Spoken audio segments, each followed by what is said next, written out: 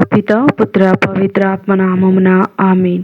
ప్రియ స్నేహితులారా, మీ అందరికీ దేవుని యొక్క ఆశీస్సులను తెలియజేస్తూ ఫిబ్రవరి 13వ తారీఖు శుక్రవారం ఈనాటి దివ్యబలి పూజ పట్నాల ధ్యానాంశానికి మిమ్మల్ని అందరినీ కూడా ప్రేమతో ఆహ్వానిస్తూ ఉన్నాను. మొదటి పట్టణము రాజుల మొదటి గ్రంథం 11వ అధ్యాయం 29వ వచనం నుండి 32వ వచనం వరకు, 12వ అధ్యాయం 19వ వచనం, భక్తి కీర్తన 81వ కీర్తన 10, 11 వచనములు, 12, 13, 14, 15 వచనములు, మార్కు సువార్త 7వ అధ్యాయం 31వ వచనం నుండి 37వ వచనం వరకు ఈనాటి సువార్త పఠనాన్ని భక్తి శ్రద్ధలతో చదివి ధ్యానించుదాం.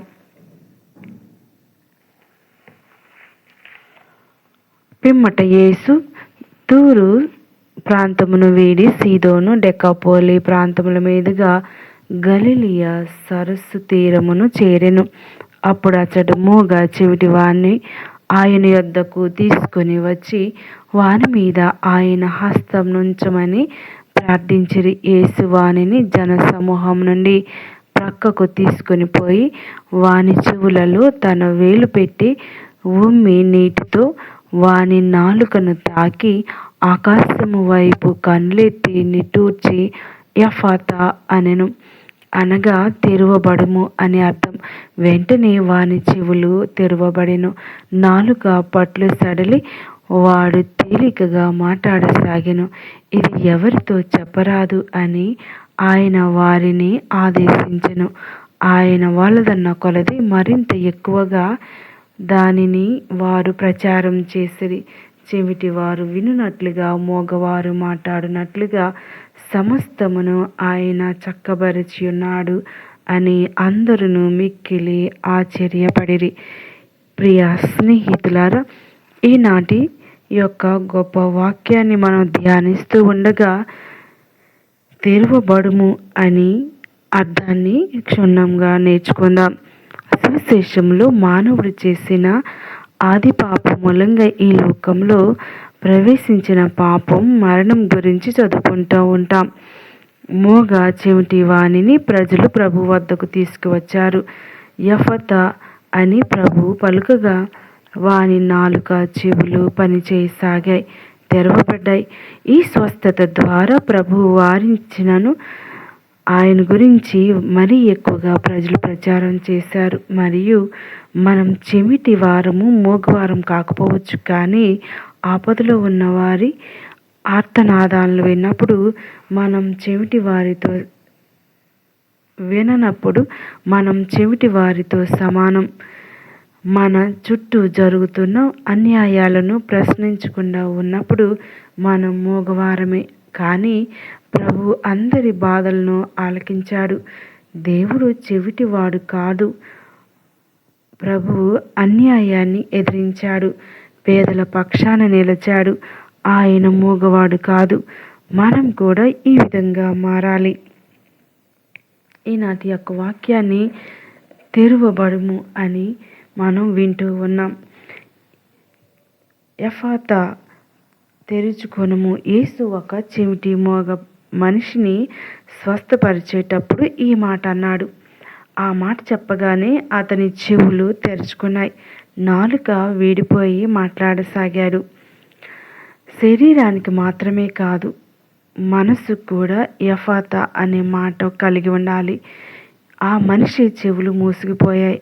అలానే మన జీవితాల్లో కూడా దేవుని మాట వినకపోవడం, మంచి వారిని పట్టించుకోకపోవడం, సత్యం వినడానికి ఇష్టపడకపోవడం, మనం శారీరకంగా చెవిటి వాళ్ళం కాదు, కానీ ఆత్మీయంగా చాలాసార్లు చెవిటి వాళ్ళమే. దేవుడు పలుకుతూ ఉన్నాడు. ప్రార్థనలో, బైబిల్ వాక్యంలో, తల్లిదండ్రుల మాటల్లో, మన మనస్సులో, సద్బుద్ధిలో కానీ మనం వినం. అందుకే యేసు నేడు కూడా మన హృదయానికి చెబుతూ ఉన్నాడు, ఎఫాతా, తెరుచుకొనుము. మూసుకుపోయిన హృదయం. ఆ మనిషి నాలుక కూడా కట్టుబడిపోయింది. మన దగ్గర కూడా ఉంది క్షమించలేని హృదయం, కోపం, ఈర్ష్య, మాట్లాడని సంబంధాలు, ప్రార్థన చేయని జీవితం. మన పెదవులు మాట్లాడుతూ ఉన్నాయి, కానీ దేవునితో మాట్లాడడం లేదు. యేసు చెప్తూ ఉన్నాడు, నీ నోరు ప్రార్థనకు తెరుచుకో, నా హృదయం ప్రేమకు తెరుచుకో, నీ హృదయం ప్రేమకు తెరుచుకో. మరి యేసు స్పర్శ, యేసు ఆ మనిషిని జనసమూహం నుండి ప్రక్కకు తీసుకువెళ్ళాడు. ఇది చాలా ముఖ్యమైన విషయం. అర్థం ఏంటంటే, దేవునితో నిజమైన మార్పు జనసమూహంలో కాదు, వ్యక్తిగత సంబంధంలో ఉంది. అంటే వ్యక్తిగత ప్రార్థన, నిశ్శబ్ద సమయం, ఆత్మ పరిశీలన. ఇక్కడే యఫాతా జరుగుతూ ఉంది. నిట్టూర్పు దేవుని హృదయం. బైబిల్ చెప్తుంది, యేసు నిట్టూర్పు విడిచారు. ఎందుకు? మన బాధ చూసి దేవుడు బాధపడుతూ ఉన్నాడు.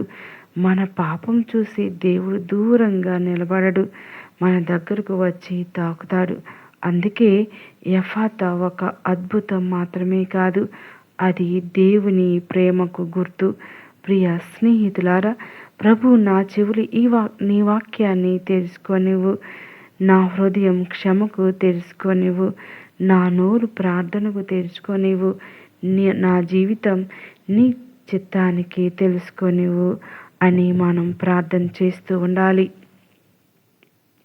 ప్రియ స్నేహితులారా, మరి ఈనాటి సువిశేషంలో ప్రార్థనకు మూసుకుపోయిన హృదయం, దేవుని మాట వినడానికి మూసుకుపోయిన చెవులు, ప్రేమ మాట్లాడడానికి మూసుకుపోయిన పెదవులు. ఈరోజు యేసే మనందరికీ ఒకే ఒక్క మాట చెప్తూ ఉన్నాడు, యఫాతా అంటే తెరుచుకొనుము. ఇది ఒక అద్భుతపు మాట మాత్రమే కాదు, ఇది ఆత్మీయ పిలుపు. చెవిటివాడు వినలేడు, మోగవాడు మాట్లాడలేడు.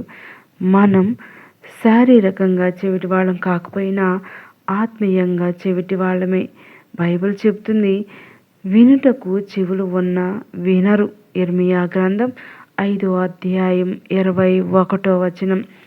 వాక్యం ద్వారా, ఉపదేశం ద్వారా, మన అంతరాత్మ ద్వారా కానీ మనం వినం. అందుకే యేసు చెప్తూ ఉన్నాడు, నాకు చెందిన గొర్రెలు నా స్వరం వింటాయి. యోహాను సువార్త 10వ అధ్యాయం 27వ వచనం. మన చెవులు దేవుని స్వరానికి తెరవబడుతూ ఉన్నాయా అని ప్రశ్నించుకోవాలి. మూసుకుపోయిన నోరు సాక్ష్యానికి, ప్రార్థనకు. ఆ మనిషి మాట్లాడలేకపోయాడు. అది కూడా మన జీవితానికి వర్తిస్తుంది. ప్రార్థన చేయడానికి మాటలు రావు, దేవుని గురించి సాక్ష్యం చెప్పం, ప్రేమ పలుకులు పలకలేం. బైబిల్ చెప్తుంది, నోరు హృదయపు సమృద్ధి నుండి మాట్లాడును. మత్తయి సువార్త 12వ అధ్యాయం 34వ వచనం. హృదయం మూసుకుపోతే నోరు మూసుకుపోతుంది. కీర్తనకారుడు అంటూ ఉన్నాడు, ప్రభువా నా పెదవులను తెరవుము, నా నోరు నీ స్తోత్రమును ప్రకటించును. కీర్తనలు 51వ అధ్యాయం 15వ వచనం. మన ప్రార్థన కూడా ఇలాగే ఉండాలి. క్రీస్తుతో వ్యక్తిగత సమయం తెరవబడటానికి మార్గం. మార్కు సువార్త 7వ అధ్యాయం 33వ వచనంలో ఒక అద్భుతమైన విషయం ఉంది. యేసు అతనిని జనసమూహం నుండి ప్రక్కకు తీసుకువెళ్ళాడు. అంటే అర్థమేంటి? జనసమూహంలో కాదు, వ్యక్తిగతంగా మార్పు వస్తుంది. మన జీవితాల్లో శబ్దం ఎక్కువ, మొబైల్ ఎక్కువ, బిజీ ఎక్కువ, కానీ నిశ్శబ్దం లేదు. బైబిల్ చెప్తుంది, నిశ్శబ్దంగా ఉండడి, నేనే దేవుడనని తెలుసుకొనడి. కీర్తనలు 46:10 వచనం. దేవుడు మనలను ఒంటరిగా పిలుస్తున్నాడు. అక్కడే యఫాతా జరుగుతుంది. ఆకాశం వైపు చూసి నిట్టూర్పు దేవుని హృదయం.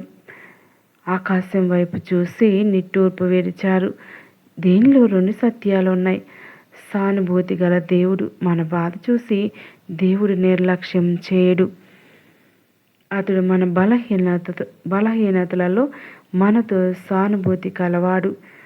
హెబ్రీయులకు రాయబడిన లేఖ 4వ అధ్యాయం 15వ వచనం.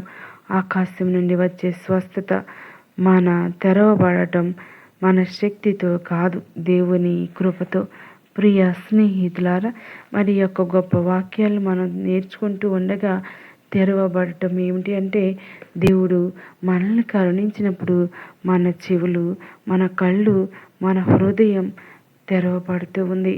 చెవులు ఆయన వాక్యాన్ని వినటానికి, కళ్ళు ఆయన ఆశ్చర్యకరములు కార్యములు చూడటానికి, మన నోరు ఆయనను స్తుతించటానికి ఎల్లప్పుడూ తెరవబడునుగాక. ఆమీన్. ఆయన మధురమైన వాక్యాలు పలుకుదముగాక. ఆమీన్. ఆయన తీయనైనటువంటి వాక్యాలు ఎల్లప్పుడూ వినుదముగాక. ఆమీన్. ఆయన తేనె కంటే తీయనైన మాటలను ఎల్లప్పుడూ హృదయం నందు మననం చేస్తూ, ఆ వాక్యములోనే జీవిస్తూ, ఆ వాక్యాన్ని ప్రకటిస్తూ, ఆ వాక్యములో ఆనందింతముగాక. ఆమీన్. పిత, పుత్ర, పవిత్ర ఆత్మ సర్వేశ్వరుడు మనలందరినీ దీవించునుగాక. ఆమీన్.